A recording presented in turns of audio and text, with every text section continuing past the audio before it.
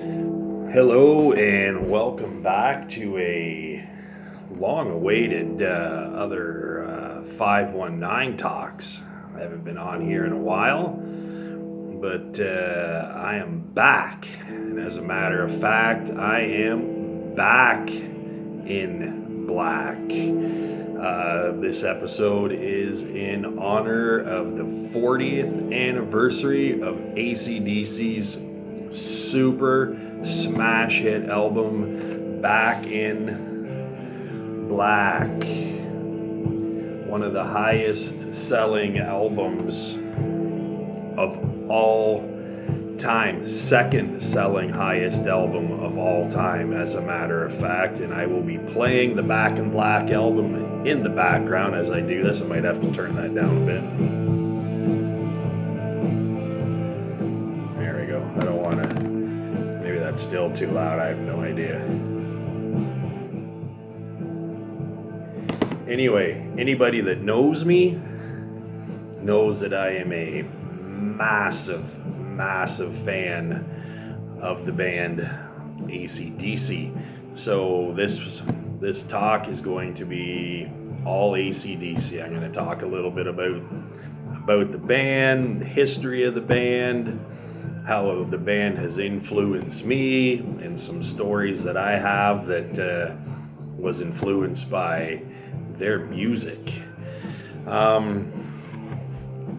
Little bit of in any hardcore AC/DC fan, none of the stuff that I'm going to share is going to be new to you. You're going to know all these little facts that I'm going to share. For those of my listeners that are watching that are just, they like the band, they think they're okay, they're not super huge fans, may or may not find these little bits of information interesting. I really don't care. We're talking about AC/DC today.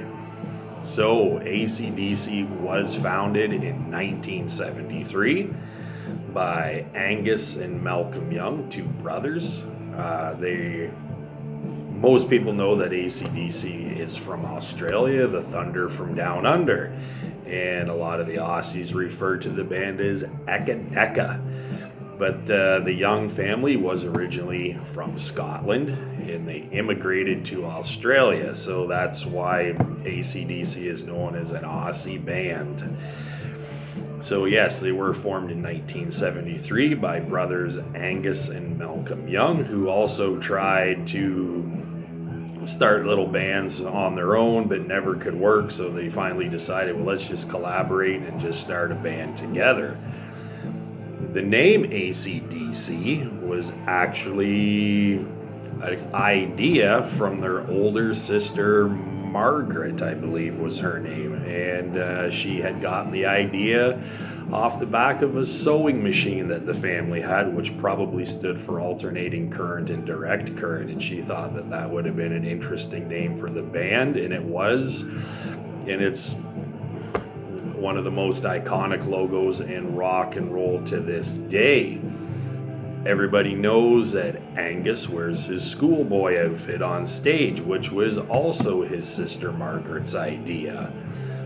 Angus did try many different things to try, to be something different. He actually, in one performance, put on a Zorro outfit. He actually dressed up as a gorilla, actually put on a gorilla costume and did a gig with that on. And it was his sister Margaret's idea to do the schoolboy outfit. Angus would come home after school and go straight to his room and just start playing on his guitar and stuff. And then a lot of the gigs that they did very, very early, Angus would show up to these little venues or bars or whatever, still in school, and he'd show up in his schoolboy outfit because he didn't have time to go home and change. And that's where his sister came up with the idea. So it was his sister Margaret which inspired that. And Angus's his schoolboy outfit is probably, I'm gonna say it is probably the most distinct, well-known character in rock and roll. When they first started in 1973, their first legit, I guess, lineup was obviously Angus and Malcolm on lead and rhythm guitar. They recruited drummer Phil Rudd, who has been played with the band for all through their 70s and into the early 80s. He left for quite a few years and then did return to the band again and has been with them ever since. No, that's not correct. And he did have a leave of absence again due to some legal issues. Anyway, they had a guy named Dave Evans as their vocalist and a bassist named Mark Evans. I have never heard any confirmation that those two were brothers, but from photographs that I've seen from the early 70s, they did look like they looked alike, so they may have been brothers. Dave Evans on vocals was obviously replaced with the very iconic Mr. Bon Scott, who joined the band in, I believe, 75 or 76, I think. And bassist Mark Evans was replaced in, I think, 1978 with bassist Cliff Williams, who is still with the band today. He has been with the band ever since he started in about 1978. They recorded and toured many 6 or 7 albums in the 70s. And got very, very large success with their early albums. And they eventually left Australia and went to England and tried to crack open in that part of the world, and they were very, very successful with that. But it wasn't until they wrote and recorded and released the very massive album Highway to Hell in 1979, which was produced by Mutt Lange. Their other albums were produced by George Young and Harry Vanda. George Young was being Angus and Malcolm's older brother, and they just felt that they needed a new producer to get them to that next level, so they got Mutt Lange, and they recorded massively huge album Highway to Hell, which just skyrocketed the band to huge success.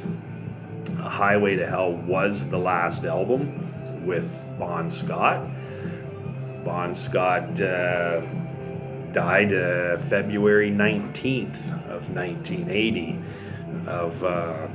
He was out drinking very heavily with some friends, and he actually was found dead in the back seat of a friend's car. He basically choked on his own vomit, and the death certificate said death by misadventure. After that, the band, they weren't really sure what they were going to do at that point. They thought about calling it quits. And then after Bon's funeral, after they laid their bandmate and brother in rock to rest, it was Bon's mother that gave them their blessing and said, to go on, and that Bon would have wanted it that way. So the band decided to recruit a new vocalist, and they did audition 3 or 4 different people. I don't really remember the names of the ones that never got the job, but they did recruit 6 weeks later Mr. Brian Johnson, who is still fronting the band to this day. Brian Johnson was from another band called Geordie.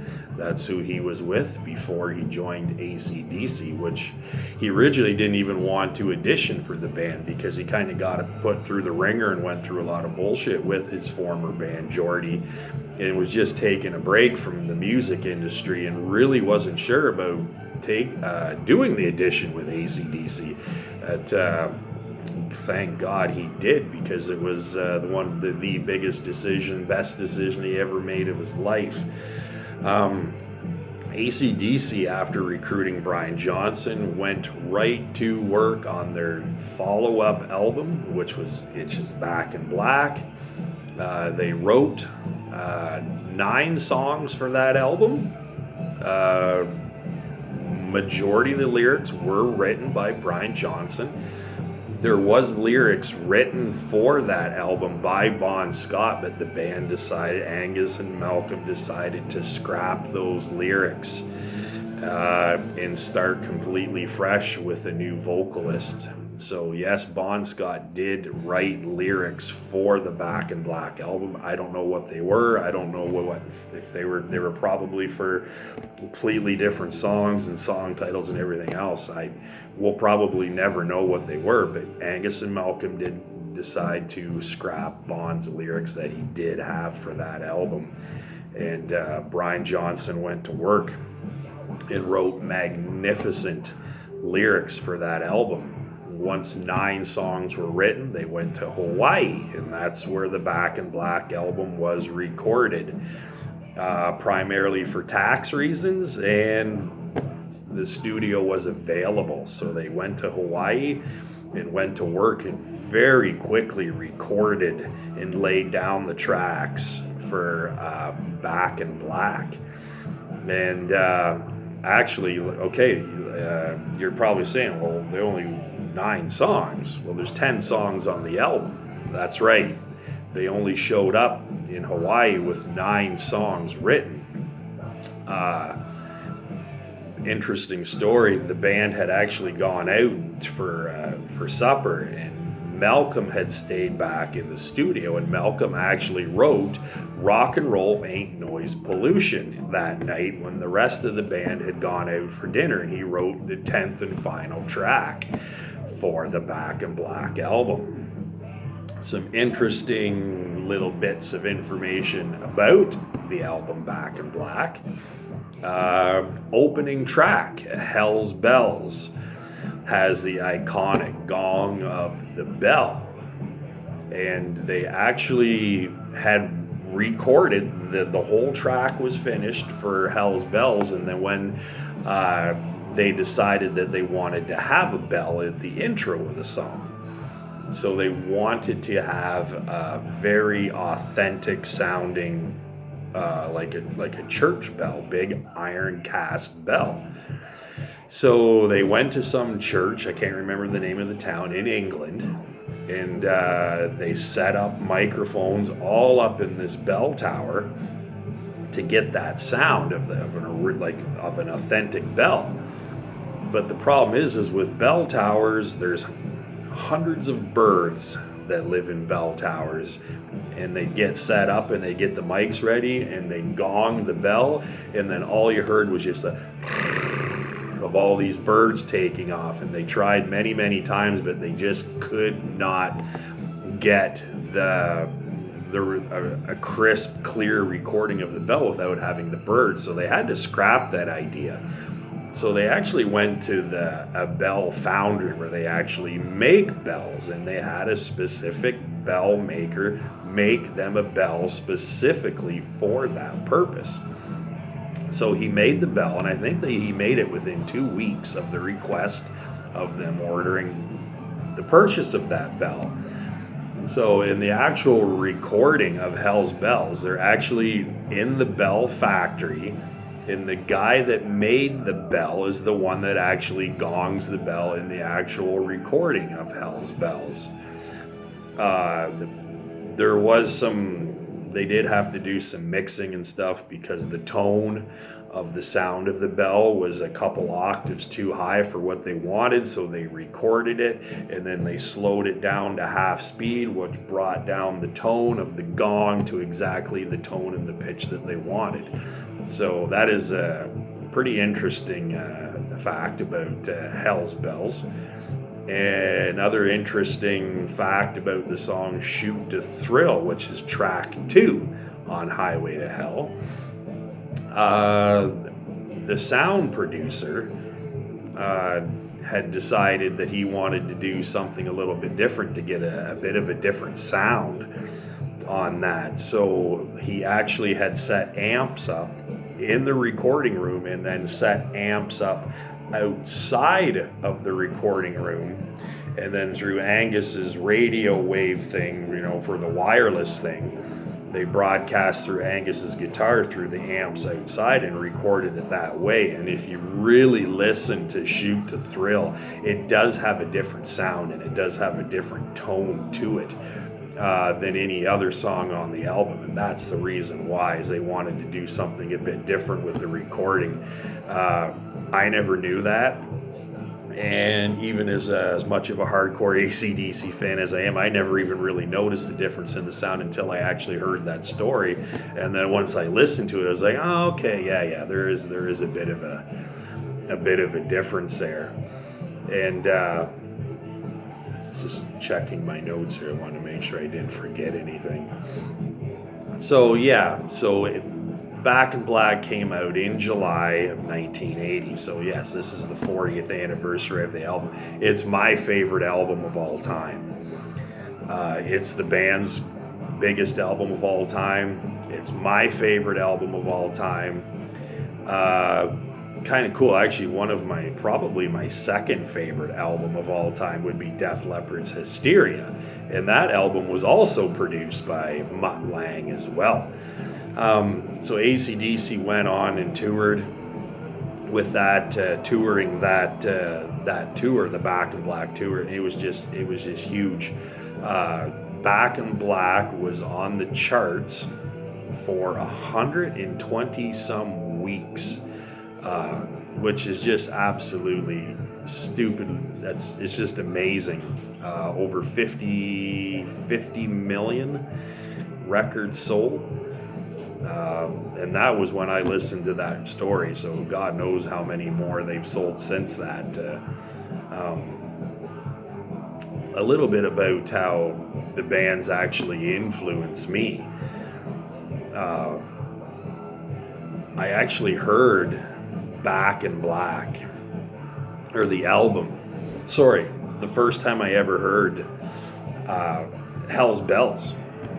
My older brother had an old Toyota Celica. That was his very first car. I think he was 16, so that would have put me at like 6, I think, because he's 9 years older than I am. And I remember sitting in his car and hearing Hell's Bells for the very first time, and just that gong of the bell. And even at 6 years old, so that would have been, I think, 1981. When I heard it for the first time, and I was just completely just blown away, mesmerized by it. And I can remember sitting in my brother Ken's Celica with the cassette decks. He didn't have CDs and that shit back then, and just over and over and over and over, just rewind, play, and I listened to that song so many goddamn times. I probably wore the cassette tape out. But the whole album was just phenomenal, and I remember listening to the whole album, but I just remember the Hell's Bells.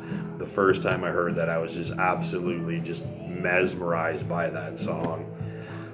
My older brother also had it wasn't AC/DC, but I spun the shit out of this. He had Aldo Nova's Fantasy on a 45, and I played that on Mom and Dad's hi-fi over and over and over, and just spun that 45. I just absolutely love Aldo Nova's Fantasy. To this day, when I hear it on the radio, I crank that shit up. My older brother Ken very much influenced me on the music that I listen to and still listen to this day. Whatever he listened to, that's what I thought was cool, so I also listened to it. So I grew up obviously listening to AC/DC, Aldo Nova. My brother was a massive Van Halen fan, so naturally I was a massive Van Halen fan. Everything he listened to, I listened to, and all that music has influenced me and inspired me. To this day, I still listen to those songs today. I very much idolized my older brother growing up. So yes, so because of him, that's how I became such a massive AC/DC fan. And in 1990, AC/DC released Razor's Edge, which was another like just massive album. Obviously, the biggest tracks on that album was Thunderstruck. massive hit. Money Talks, Mistress for Christmas. I can't remember some of the other tunes, but when that came out, I was in grade 8. Yeah, because I graduated public school in 1991. So Razor's Edge had just come out, hit the scene, put AC/DC right back on top of them, right back on top again. And I remember for my grade 8 graduation, I wanted to dress up in I actually had my own little Angus outfit that I managed to piece together with a black little sports coat and a pair of shorts, and I had a little cap and shit and a tie.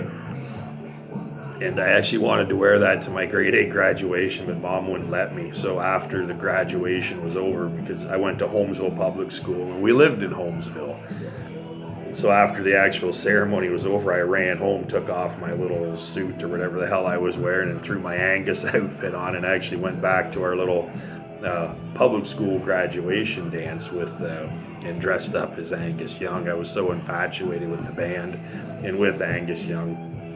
And even actually during the school year, I actually wore it to school a few times too, dressed up like Angus. He always has and forever always will be my guitar hero. Angus Young plays his iconic Gibson SG. He's known for that. He's known for his schoolboy outfit, and he's also known for playing the Gibson SG. And it wasn't until grade 9 I actually got my first AC/DC t-shirt. It was a simple black t-shirt. Basically the t-shirt was that. It was AC/DC back in black, and then the back of the t-shirt was exactly just that. It had the song title list on the back of the t-shirt. And back when I was in high school, they were pretty anal about, you weren't allowed to wear beer shirts, you weren't allowed to wear any shirts that were offensive. I remember it was in an assembly or whatever, and I was sitting at the very back of the gymnasium on the floor, and I had my back and black shirt on, and I felt a tap on my shoulder, and it was Mr. Girth. Anybody that went to high school with me knows who Mr. Girth was. He was our vice principal. He's passed away now, God rest his soul. A lot of people had mixed feelings about Mr. Girth. He was a bit of a hard ass. So anyway, he called me out in the hallway and he says, I need you to either turn that shirt inside out or put a different one on. I'm like, what the hell are you talking about? It's an AC/DC shirt. What's so offensive about it? And he says, well, some of these song lyrics or your song titles on the back are a little offensive. And I was like, what the hell are you talking about? So I guess once... we'll just go over some of the song titles here. Track 1, Hell's Bells. That may be offensive to somebody. I don't know. Shoot to Thrill. What do you do for money, honey? Yeah, I can see that's kind of a solicitation for sex, possibly. Giving the dog a bone. Depends where your mind wants to go with that. Let me put my love into you. That's a clear out. Yeah, that's a song that's a sex song. There's no denying that.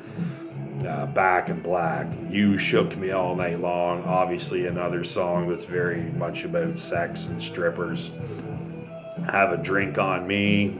Yeah, I guess. We weren't even allowed to wear a beer shirt, so I could see how he would have got his tail feathers in a ruffle about that one. And then Rock and Roll Ain't Noise Pollution, which closes off that album. So anyway, he made me take the goddamn shirt off. Whatever. Wasn't the only AC/DC shirt I had to take off. I believe it was my sister got me a AC/DC shirt. It was a Mistress for Christmas t-shirt, and I absolutely love this t-shirt. It was a little animated picture of an Angus with basically a stripper of some sort wearing the little leggings with the little garter belt and stuff and the stockings. That's what I was trying to think of, and a thong and her ass hanging out, and It was an awesome shirt, but I got told to remove that one as well. And then I had another AC/DC shirt that I also got asked to remove at school. It was obviously an AC/DC.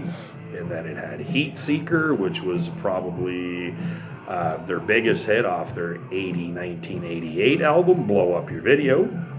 And it was a very cartoony image of Angus, and his head was like a big heat-seeking missile, and it was a picture, it was like his tongue hanging out, and then there was a picture of a girl or a stripper or something with a very short skirt bent over with her ass hanging out, an all animated picture, and I got asked to take that one off as well. I did have a few AC/DC shirts that were tasteful that I didn't have to remove. I think I had a total of 7 or 8 at the time. I was the guy in high school that was known for wearing an AC/DC shirt to school every day of the week, because I had 7 or 8 of them, and I used to put them on rotation, and I wore them every fucking day.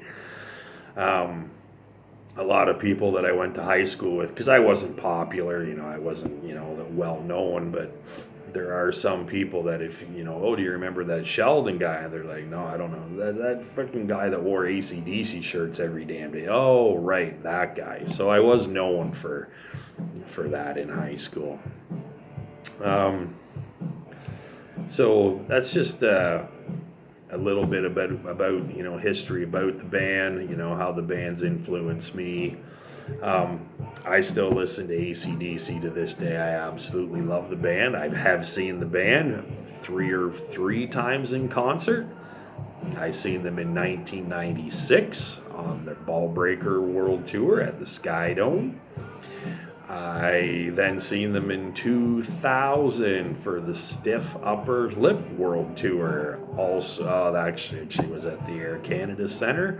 And no, I did not see them at the SARS Fest, although I wish I had of.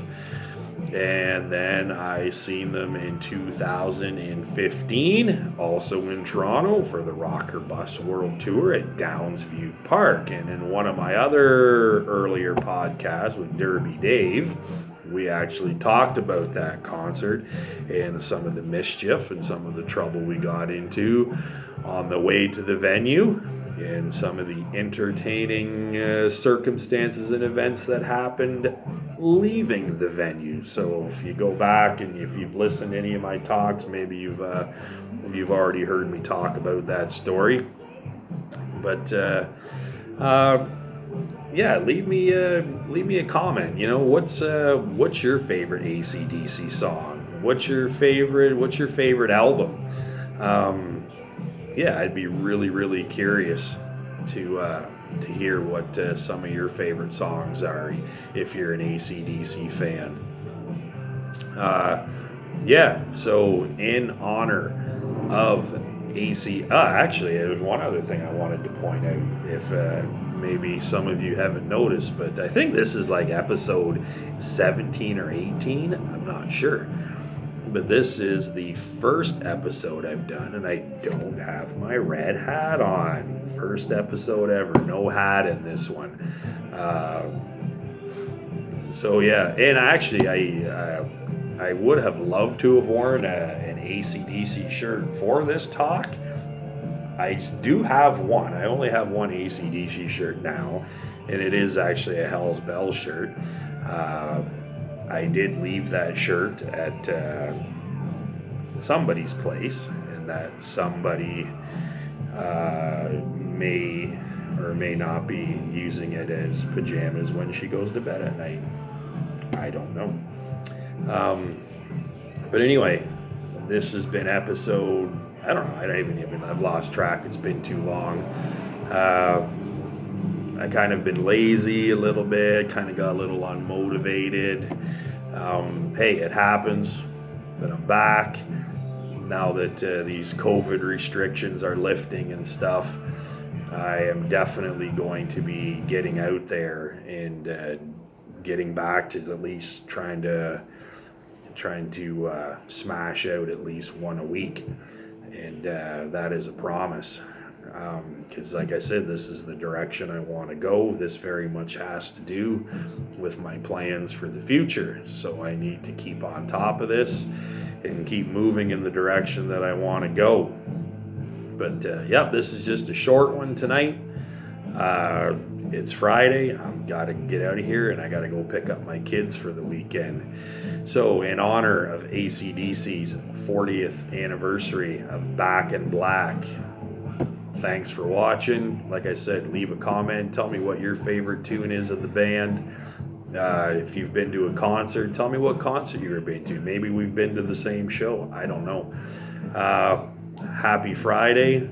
Everybody have a good and safe weekend. And I believe I'm going to be doing another talk on Sunday. So I should have 2 coming up here real shortly. Thanks for watching. And until next time, I will see you later.